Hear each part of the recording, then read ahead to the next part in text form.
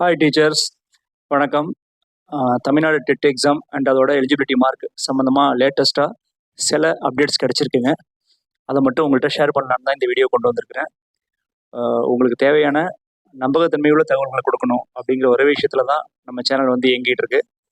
இதில் பார்த்தீங்கன்னா ஃபஸ்ட்டு ரொம்ப ஷார்ட்டாக கோர்ட்டு தமிழ்நாடு கவர்மெண்ட் என்ன கேட்டிருக்கு, ரெண்டு விஷயம். ஓசின்னு சொல்லப்படுற பொது பிரிவினருக்கு மார்க்கை வந்து குறைக்கணும், என்ன ஐடியான்னு கேட்டுச்சு. ஸோ தமிழ்நாடு கவர்மெண்ட் கொள்கை முடிவு எடுத்து நாங்கள் குறைக்கலான்னு முடிவு பண்ணிட்டோம். 24th அன்னைக்கு உள்ள உங்களுக்கு நாங்கள் டீட்டெயில் சப்மிட் பண்ணுறோம் அப்படின்னு சொல்லிட்டாங்க. இது பொது பிரிவினருக்கு. இன்னொன்று, அதே கோர்ட்டு இது இன்னொரு கேஸில் சீனியர் டீச்சர்ஸோட மெரிட்டுக்கு, எக்ஸ்பீரியன்ஸ் மெரிட்டுக்கு என்ன பண்ண போறீங்க அப்படின்னு ஒரு கொஸ்டின் கேட்டிருக்கு. அப்போ இந்த சீனியர் டீச்சரோட மெரிட்டுக்கு என்ன பண்ண போகிறாங்க அப்படின்னு பார்த்தீங்கன்னா, இந்த வந்து வருஷத்துக்கு ஒரு மார்க் கொடுக்க போகிறோம், படிப்புக்கு ஏற்ற மாதிரி மார்க் கொடுக்க போகிறோம் அப்படின்னா, இது வந்து எல்லாருக்கும் பொதுப்படையாக கொடுக்க முடியாது. இதை வந்து டெட்டு மார்க்கு கூட இதை போய் எப்படி சேர்க்க முடியும் அப்படிங்கிறதுல ஒரு ரேஷனலான விஷயம் இருக்குது. அறிவுபூர்வமாக நம்ம யோசிக்கணும். டெட்டு மார்க்குன்றது தனி. அப்போ இப்போ நம்மள்ட்ட இருக்கிற ஒரே வழி என்ன? தமிழ்நாடு அரசு என்ன செய்ய முடியும்? ஜென்ரலுக்கு கோர்ட்டு கேட்டிருக்கு, குறைக்க போகிறாங்க. நிச்சயமாக குறைஞ்சிடும். உங்களுக்கு 82 ஏதோ ஒரு மார்க் வரும். ஓபிசிக்கு 75 இருக்குன்றது நிச்சயமாக குறைக்கப்படணும். அதாவது எம்பிசி, ஓபிசி, எம்பிசி, தமிழ்நாட்டில் ஓபிசி, எம்பிசி. அதர் ரிசர்வேஷன் கேட்டகரிக்கு பார்த்தீங்கன்னா அது வந்து 60 மார்க்காக இருக்கு. ஆனால் ஓபிசிக்கு 75 மார்க்காக இருக்கு இல்லையா? அப்போ என்ன பண்ணலாம்னா, இப்போ ஓபிசிக்குள்ள அந்த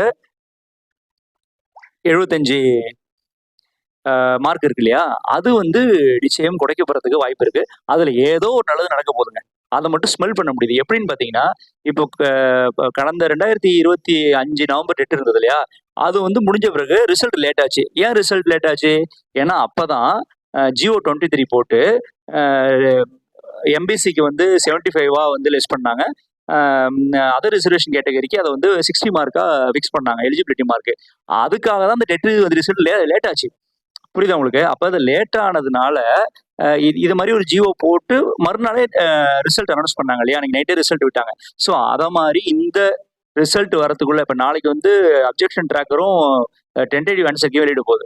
அதுலேருந்து ஒரு 24ஆம் தேதி வரைக்கும் டெட்டுக்கு வந்து ரிசல்ட் விடக்கூடாதுன்னு சொல்லி என்ன பண்ணியிருக்காங்க, ஸ்டே வாங்கியிருக்கிறாங்க. அப்போ அதுக்கு பிறகு நிச்சயமா ரிசல்ட் விட தான் போறாங்க. அந்த ரிசல்ட் விடுறதுக்கு முன்னாடி நிச்சயமா இந்த எம்பிசி பிரிவுன்னு இருக்காங்க இல்லையா, அவங்களுக்கு வந்து நிச்சயமா ஏதோ ஒரு ரிசர்வேஷன் வரப்போகுது. அது ரிசர்வேஷன்ல அதுல இருந்து வந்து டெட் மார்க்கு நிச்சயம் ஒரு லெஸ் இருக்கு, எதிர்பார்க்கலாம். ஏன் இதை நான் உங்களுக்கு சொல்றேன்னா, இது சம்பந்தமான டிஸ்கஷன் நடந்திருக்கு ரீசெண்டா. பள்ளிக்கல்வித்துறையோட மீட்டிங் வந்து மாண்புமிகு அமைச்சர் தலைமையிலையும் முதலமைச்சர் தலைமையிலையும் வந்து அந்த மீட்டிங் வந்து நடந்துச்சுங்க. அதுல வந்து தெளிவா முதல்வர்களுக்கு சொல்லப்பட்டிருக்கு, நம்ம தமிழ்நாட்டு ஆசிரியர்கள் எவ்வளவு டேலண்டானவங்க, அவங்க டிஆர்பி எழுதி தான் உள்ள வந்தாங்க. சும்மா போற வர்றவங்க எல்லாம் எழுத்து டீச்சர் வேலை கொடுக்கல. ஸோ அவங்க வந்து அவ்வளோ டேலண்டா, அவ்வளோ கஷ்டப்பட்டு அவங்க இந்த பணியை வந்து ஏர்ன் பண்ணாங்க. அவங்க ஸ்கூல்ல டெடிகேட்டிவா ஒர்க் பண்றதுனால தான் இத்தனை வருஷம் தமிழ்நாடு வந்து இந்தியாவிலேயே கல்வியில வந்து ஒரு மேல இடத்துல இருக்கு. இந்த விஷயம் எல்லாமே அவருக்கு சொல்லப்பட்டிருக்குங்க. நம்ம முதலமைச்சருக்கும் எல்லாமே புரியுது. அவர் இடத்துல லிசன் பண்ணியிருக்காரு. ஸோ இப்போ சடனா 45 வயசுல வயது உடம்பு முடியாம இருக்க காலகட்டத்தில், வயசான பெற்றோர்கள் இருக்கிற காலகட்டத்தில், குழந்தைங்க ஸ்கூலுக்கு காலேஜுக்கு போயிட்டு காலகட்டத்தில் ஒரு எக்ஸாம்னு சொல்லி அவங்களோட வாழ்வாதாரத்தையே வந்து நிலைகுலைய செய்தா அவங்க வந்து என்ன பண்ணுவாங்க? அவங்க வந்து எவ்வளவோ வந்து லைஃப்ல வந்து பிளான் பண்ணியிருப்பாங்க. அவங்க எங்கேயும் இன்வெஸ்ட்மெண்ட் கடன் வாங்கியிருப்பாங்க, போக்குவரத்து, இது எல்லாத்தையும் அவங்க செய்யணும்னா இந்த ஜாப் அவங்களுக்கு முக்கியம். இன்னொன்று, அவங்க வந்து இந்த ஜாபை அவங்களே வாங்கிக்கிட்டாங்க.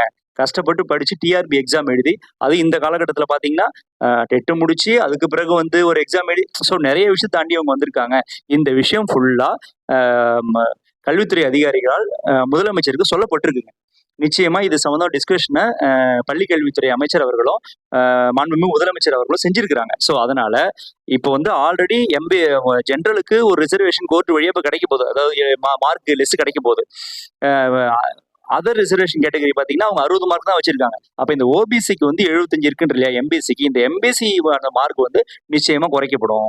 அப்போ எம்பிசி மார்க் குறைச்சாங்கன்னா இதை குறைக்கும் போது அதர் ரிசர்வேஷனா இருக்கக்கூடிய கேட்டகரிக்கு என்ன பண்ணுவாங்க, ஏதோ ஒரு 5% லெஸ் கிடைக்கலாம். அதனால நிச்சயமா ஏதோ ஒரு ஃபேவர் வந்து இதுல என்ன பண்ண போது அவங்களுக்கு வந்து நடக்க போகுதுங்க. அது மட்டும் கன்ஃபார்மா தெரியுது. நம்ம வெயிட் பண்ணி பார்ப்போம். இது வந்து வெயிட் அண்ட் வாட்ச் கேம் தாங்க. நாம கொஞ்சம் அமைதி காத்து தான் நம்ம பார்க்கணும். ஆனா வந்து இது நம்ம சீனியாரிட்டிக்கு ஒரு மார்க்கு, படிச்சதுக்கு ஒரு மார்க்கு, இதை வந்து டெட்டு மார்க்கு கூட சேர்த்து எலிஜிபிளா மாத்துவாங்க, அப்படிலாம் பண்ண முடியாதுங்க.